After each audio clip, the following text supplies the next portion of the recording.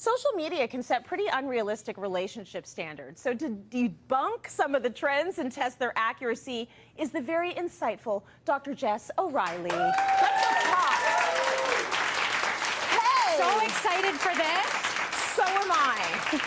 So we're getting so much advice about everything in our life from social media that sometimes it's good to just like sit back for a second and talk a little bit about what's going on, what makes sense, what's just kind of clickbaity that you might want to completely ignore. So the first thing we're going to talk about is the gendered hobby gap. What is that all about? All right, so there's this video going around, and this woman, this brilliant person, is talking about the fact that women's hobbies tend to revolve around the household and the family, and you know, kind of occur around those schedules. And men's hobbies tend to occur around their own schedules and themselves. And this is one of those, let's say, trends or messages that is actually on point, and it aligns with the research. So we know that, for example, women who are parents versus men who are parents, men tend to have more leisure time. We all want more leisure time. Time is the number one thing that I see couples fight about. Yeah. So men on average who are parents have 2.9 more hours, almost 3 more hours a week. It's a lot of hours. Than the women, yeah. And so the women will kind of plan around taking care of the kids, running the household, and there's the mental load, the emotional load,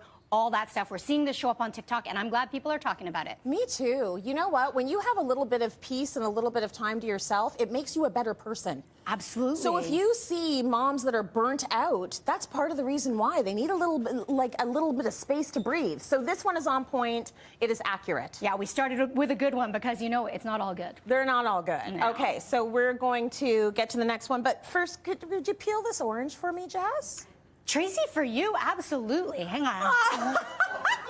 There we go. That's how you peel your orange, eh? You do like your orange with lipstick. I love it that absolutely. way. Yes, and just a little bit of spit. Yummy. Listen, that actually means Jess loves me because this is a whole theory happening on social media right now. What's the theory? The theory is that if you ask your partner to peel an orange for you, it is a green flag if they do it and a red flag if they don't. Now, listen, I love favors. I love acts of kindness. We have a rich body of data showing that just performing an act of kindness is good for the nervous system. It soothes anxiety. It reduces inflammation. It reduces pain. Of course, it enhances connection. Yeah. But can we please stop picking arbitrary tasks or arbitrary tests of your love? You know, somebody's on the Peloton, and I go up to him and say, hey, peel this orange for me, and also, would you love me if I was a worm? Right? Okay, maybe it's okay that he doesn't want to peel the orange at that given moment in time, so be kind to one another, but don't pick these arbitrary acts for red flag, green flag, good, bad, and there is this dichotomy on social media that certain things are good and certain things are bad, but they're all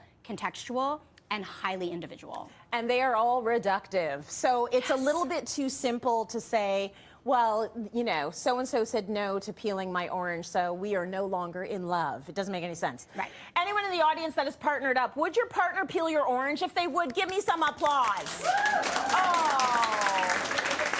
Okay, most of you were like, yeah, and one of you is like, I don't know. I don't know. I like the honest ones. Yeah, I like, don't know, man. I don't know. Maybe they're going to say, like, forget, I don't have time to peel your orange.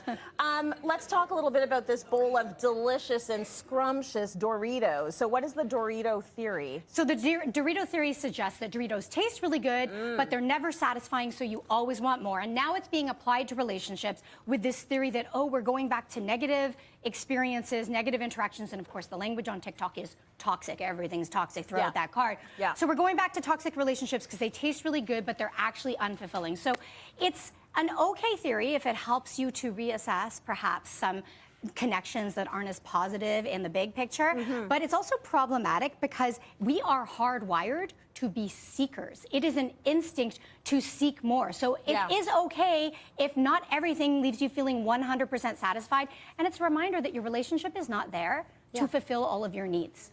Right? Absolutely. You have several relationships for that. One can't be all of the things, but the Doritos are very addictive. I want more. I think I have some in my teeth. Yeah, they're really left good. me here with them. So what would you say of this trend, this theory? I think anything is fine as a framework if you find it useful, but as you said, I think you hit the nail on the head. Let's not be reductive about this is the thing by which I measure all my relationships. Beautiful. Okay, we want to make it too easy, I think, on social media. I've seen this one. It's the baby face app. It's so cute. So we got one of our producers, Tiffany, to do this with her partner. Take a look. You see Tiffany's face. And you see Colton's face, her partner. And then they put them together. You get Bloop. the baby! Oh! The baby! Oh, the baby's so cute! Okay, but don't let this be the basis of your argument to have kids. Yes, I am seeing, especially with Gen Z, kind of really significant rifts because one partner wants kids and the other doesn't, and they're using apps like this to say, well, look how cute it would be. Yeah, okay, that's just what it might look like. Right. We don't know about its behavior and how it actually enhances your relationship. Also, yeah, you're their parents for life. Apparently. So maybe don't go based on cuteness. And also, when I look at my kids, you can't tell how the genetic breakdown is going to happen. All 4 of the grandkids look like my mom. And my kids only got my husband's hands and feet. That's it. Are those his best assets? They're pretty good. They're pretty good feet, like they're better than mine. So I'm like, you scored there. But it's so weird how genetics work, so don't use that as a basis. This last one, super cute. So this is one trend where couples actually do portraits of each other. And you did this with your very handsome partner, Brandon, who's in the audience right now. Please give it up for Brandon. Thank you for coming. It's so good to have you.